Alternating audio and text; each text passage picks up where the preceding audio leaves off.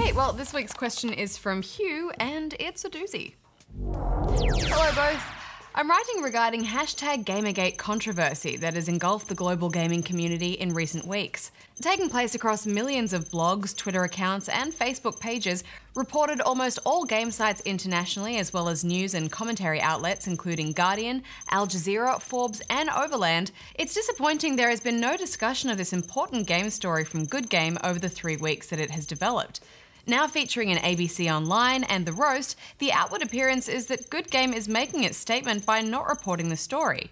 Given Good Game's significant voice in the Australian gaming community, a community the ABC has helped foster and shape over the last 7 years, I feel the program has an obligation to not only cover this story, but perhaps more importantly to unreservedly denounce the harassment, death threats, abuse, sexism and xenophobia that has gathered around Gamergate hashtag in recent weeks.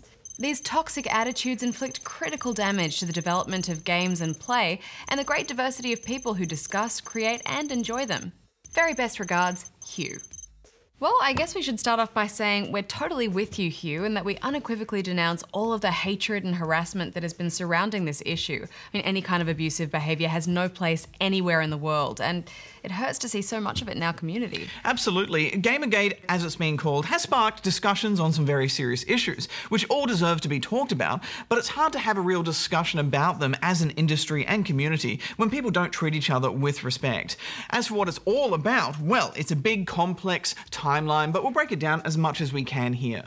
Gamergate began around a month ago with allegations of sex affairs and corruption between an independent game developer and some gaming journalists. This led to serious harassment of the developer and sparked a fierce debate online and in the media. Then, in an unrelated move, feminist game critic Anita Sarkeesian released her latest video analysing the portrayal of women in video games. She then endured some vicious harassment, even forcing her to move out of her home. Also, there were a few developers and gaming journalists who posted some rather hateful comments about their gaming audience. Yes, however, many high-profile developers also proceeded to sign an open letter expressing that everyone, no matter what gender or sexual orientation, ethnicity, religion or disability, has the right to play games, criticise games and make games without getting harassed or threatened.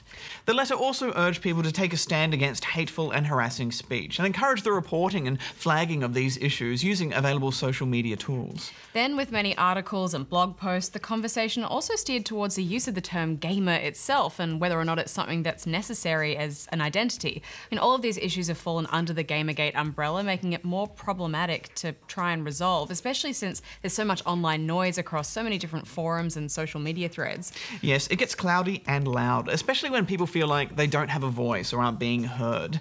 And that's the biggest problem with Gamergate. People are concerned about the lack of transparency and trust between PR, gaming journalists and developers. It doesn't help when some sites even took to disabling comments and locking off threads, which just makes people even more upset. At the core of all this are a variety of important issues that do need to be scrutinised and discussed. They range from corruption to transparency to equality and female representation in the industry and in games. But some of these issues we've already visited on the show and will no doubt visit again. Yes, and if there's one thing we've learned from working on this show and meeting so many of you over the years, is that games really are for everyone. Each convention we go to, every person we meet who plays games, you all represent a very full and colourful spectrum that can't easily be labelled. Yeah, it's such a wonderful industry and community to be in, and so that's why it's so painful to see it in this kind of anger and turmoil. The story is still developing and there's plenty out there to read about if you're interested. Time and perspective are needed to solve this, and it'll no doubt lead to some new wisdom and hopefully Barjo some change for good. Thank you, Hugh, for encouraging us to comment on it, but for now, it's you review time. Okay, well, let's lighten the mood a bit and see what everyone thought of Oddworld New and Tasty.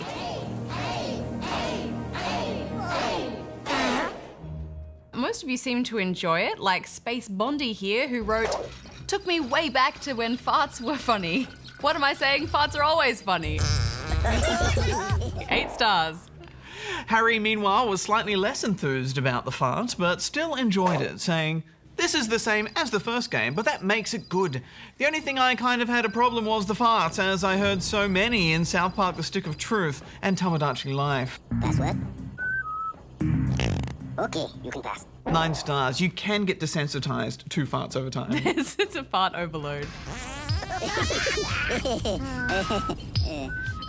Likewise, Undefined here had nothing but kind words to say, although I'm not sure they've quite got the concept of how scoring works, saying, "This is my most favourite game ever, along with all the other Oddworld games.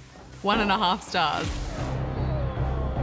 If you'd like to contribute and leave your own review, you can do so on our website or the Good Game app.